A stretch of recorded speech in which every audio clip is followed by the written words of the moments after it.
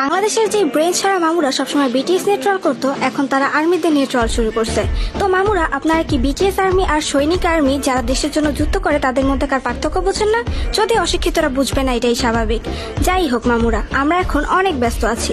কিছুদিন পর আমাদের 7 রাজা মিলিটারি থেকে কামব্যাক করতেছে, তাই আমাদের অনেক কিছু প্রিপারেশন নিতে হবে, অনেক আয়োজন করতে হবে ট্রেন্ডিং কাঁপানোর জন্য। তাই আমরা যেতে পারবো না। আর তাছাড়াও আমরা বাংলাদেশের জন্য খুবই ইম্পর্টেন্ট। এখন বলুন কেন? কারণ জুলাইয়ের বিপ্লবের সময় যখন বাংলাদেশের পরিস্থিতি বাইরের দেশে জানানোর ছিল, তখন টুইটারের খুব প্রয়োজন ছিল। তখন আপনারা বলছিলেন বাংলাদেশে টুইটার ইউজার নাই বললেই চলে, হাতে গোনা কয়েকজন ছাড়া কেউই টুইটার ইউজ করে না। তখন আমাদের একজন আর্মি বলছিল বাংলাদেশে বিটিএস আর্মি এবং কেপপ ফ্যানরা প্রায় সবাই টুইটার ইউজ করে, তাই এখন আমরা চেষ্টা করব। এবং তার পরপরই বাংলাদেশ টুইটারে ট্রেন্ডিং এ ছিল। সো বুঝতে পারছেন, বাংলাদেশের আমাদেরকে খুবই প্রয়োজন। কিন্তু আপনারা তো বাবা মার অন্ন ধ্বংস আর বিটিএস আর্মিদের পেছনে লাগা ছাড়া কিছুই করছেন না, শুধু শুধু বাংলাদেশের জনসংখ্যা বৃদ্ধি করছেন। তো আপনারাই চলে যান।